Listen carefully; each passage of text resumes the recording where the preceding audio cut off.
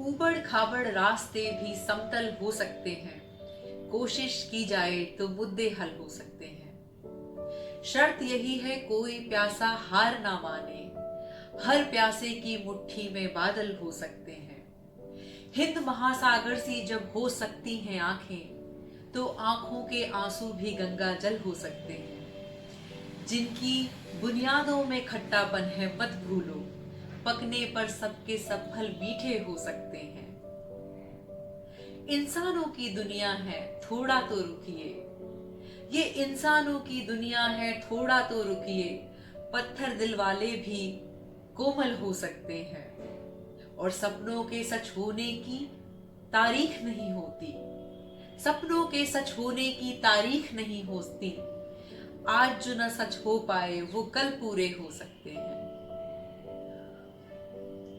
इन खूबसूरत पंक्तियों को जब मैं पढ़ रही थी तो मुझे लगा कि हम सभी सपने देखते हैं और अपनी उस काल्पनिक दुनिया में ही सपनों की तारीख फिक्स कर देते हैं। और जब हमारे मन मुताबिक वो सपने पूरे नहीं होते तो हम उन्हीं कल्पनाओं में अपने विचारों के माध्यम से उनको खत्म कर देते हैं और वो सपने नहीं देखते। ईयर 2019 यानी बीते साल मेरे साथ एक बहुत सुंदर वाकया हुआ, तो मुझे लगा कि ये सही समय है आप लोगों के साथ ये एक्सपीरियंस शेयर करूं मैं अपना। राजस्थान में एक बहुत ही फेमस न्यूज़पेपर है दैनिक भास्कर, जो हर साल समर कैंप कराते हैं, जिसका इरादा है कि मिडिल क्लास और बिलो मिडिल क्लास के जो लोग हैं वो सारे स्टूडेंट्स जो कुछ क्रिएटिव फील्ड में अपना करियर बनाना चाहते हैं वो यहाँ पर आके सीखें। तो एक बहुत छोटे से अमाउंट के साथ उनकी फीस फाइनल की जाती है और 15 डेज की क्लासेस रखी जाती हैं। लकीली पिछले 5 साल से मुझे सौभाग्य मिलता है कि पिछले 5 साल हर साल समर कैंप में मैं वो क्लासेस लेती हूँ और अपने सारे स्टूडेंट के साथ मैं बहुत अच्छे से कनेक्ट हो पाऊँ। तो जब भी इंट्रोडक्शन वाली बात आती है तो मैं सबके साथ पूछती हूँ कि आपका इस क्लास को ज्वाइन करने का इरादा क्या है, उद्देश्य क्या है। तो लास्ट ईयर 2019 में जब मैं समर कैंप में अपनी क्लासेस ले रही थी तो मेरे क्लास में 18 स्टूडेंट्स थे और लगभग सबकी एज 20 से 25 साल की उम्र में थी। और वहीं एक जो फीमेल थी उनकी एज थी 47, नाम था नीता। तो मुझे बहुत उत्सुकता हुई कि मैं नीता जी से पूछूं कि उनका यहाँ इस क्लास में आने का उद्देश्य क्या है। क्या वो पर्सनल मेकअप सीखने आई हैं या प्रोफेशनल करियर प्लान करना चाहती हैं। और जब मैंने इंट्रोडक्शन में उनसे पूछा तो उन्होंने खड़े होकर जवाब दिया कि मैं अपना यहाँ सपना सच करने आई हूँ, मैं अपना सपना जीने आई हूँ। और ये कहते ही उनकी आंखों से आंसू बहने लगे। ये देख मैंने उनको हग किया और मैंने कहा ये तो बहुत अच्छी बात है अगर आप अपना सपना जी रही हैं, इसमें रोने वाली बात क्या है। और ये सुन के वो फूट फूट के रोने लगे। और जब उन्होंने अपनी कहानी सुनाई उसके बाद मेरे साथ साथ वो सारे स्टूडेंट्स जो उस क्लास में थे अपने आंसू नहीं रोक पाए। नीता जी ने बताया कि 12th स्टैंडर्ड की जब पढ़ाई पूरी करने के बाद उनकी दिली चाहत थी कि वो ब्यूटी और मेकअप फील्ड में अपना करियर बनाएं, लेकिन उनके पेरेंट्स माने नहीं और उन्होंने ये बात कह के इस बात को टाल दिया कि तुम अपना ससुराल जाके करियर के बारे में सोचना। जब लड़के वाले उन्हें देखने आए तो उन्होंने यही चाहत लड़के वालों से रखी। जो उनके होने वाले हस्बैंड थे उन्होंने उनके साथ शेयर किया कि वो ब्यूटी और मेकअप फील्ड में अपना करियर बनाना चाहती हैं।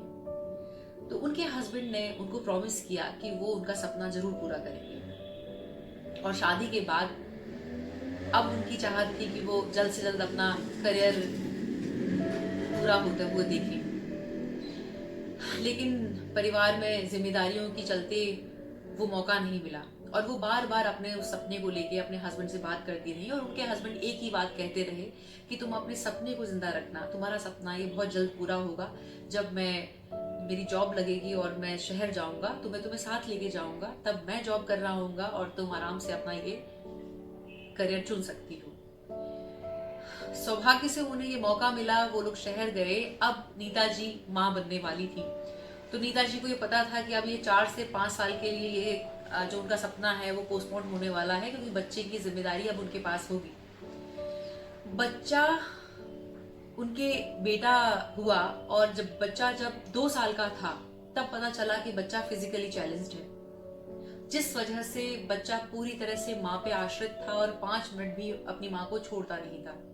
उन्होंने एक मेड भी रखी जिसकी हेल्प से उनको थोड़ा सपोर्ट मिले, लेकिन बच्चा पूरी तरह से माँ से ही कनेक्ट था और वो मेड के साथ भी कंफर्टेबल नहीं था, जिस वजह से 14 साल नीता जी अपने बेटे के साथ एक ही कमरे में रही। और नीता जी ने बताया कि 8 महीने पहले उनके बेटे की सडन डेथ हुई, जिसकी वजह से नीता जी सीवियर डिप्रेशन में थी और 8 महीने से उन्होंने खुद को उसी कमरे की 4 दीवारी में कैद कर रखा था जिसमें वो अपने बेटे के साथ 14 साल थी। इस दौरान उनके हस्बैंड ने कई बार कोशिश की, उन्होंने बहुत सारे ट्रिप प्लान्स किए कि ताकि नीता जी इस कमरे से बाहर निकलें और अपने जीवन को एक नई शुरुआत करें, लेकिन नीता जी किसी भी तरह से तैयार नहीं थी और वो सीवियर डिप्रेशन में होने की वजह से वहीं रही। नीता जी ने आगे बताया कि हफ्ते भर पहले दैनिक भास्कर में एक कॉलम में लिखा था कि समर कैंप आयोजित किया जा रहा है और उसी एक कॉलम में ब्यूटी एंड मेकअप की जो क्लासेस थी दीप्ति गोयल लेंगी, ये लिखा था। दीप्ति गोयल नाम सुन के उनके हस्बैंड को याद आया कि ये नाम तो कुछ सुना सुनाया है और तभी उन्होंने रिकॉल किया कि 1.5 साल पहले उनके बेस्ट फ्रेंड की बेटी की शादी थी और नीता जी उस शादी में जा नहीं सकती थी अपने बेटे की वजह से, जिस वजह से वो उनके फ्रेंड और उनकी वाइफ एल्बम लेके घर पे ही आए थे और नीता जी ने जब उनकी बेटी को दुल्हन के रूप में देखा तो उनके एक यही शब्द थे कि अगर मुझे मौका मिलता तो मैं दीप्ति गोयल से मेकअप की क्लास लेना चाहती। और बिना देरी करे नीता जी के हस्बैंड ने भास्कर जाके फीस डिपॉजिट करी और सारा शेड्यूल प्लान लिया और पास लेके वो आए और उन्होंने नीता जी को देते हुए ये कहा कि 4 दिन बाद यानी मंडे से तुम्हारी क्लासेस शुरू होने वाली है, अपने जीवन को एक नई शुरुआत दो और अपने सपने को जाके जियो। नीता जी की इस कहानी से जो मैंने सीखा वो ये था कि हम लोग एक डेट डाल देते हैं अपनी कल्पनाओं की दुनिया में और गिव अप कर देते हैं, जबकि अगर उस दैवीय योजना की प्लानिंग को हम समझें तो कुछ सपने इंटेंशनली डिले किए जाते हैं ताकि ऐसी किसी सिचुएशन से ओवरकम करने के लिए वो सपना ही एक जरिया हो। नीता जी की कहानी अगर मैं सोचूं तो उस सपने की वजह से ही वो घर से निकल पाई। अगर शायद ये सपना उनका 15-17 साल पहले पूरा हुआ होता तो शायद वो अपने मन को कोई वजह नहीं दे पाती उस सीवियर डिप्रेशन से अपने आप को बाहर निकालने के लिए।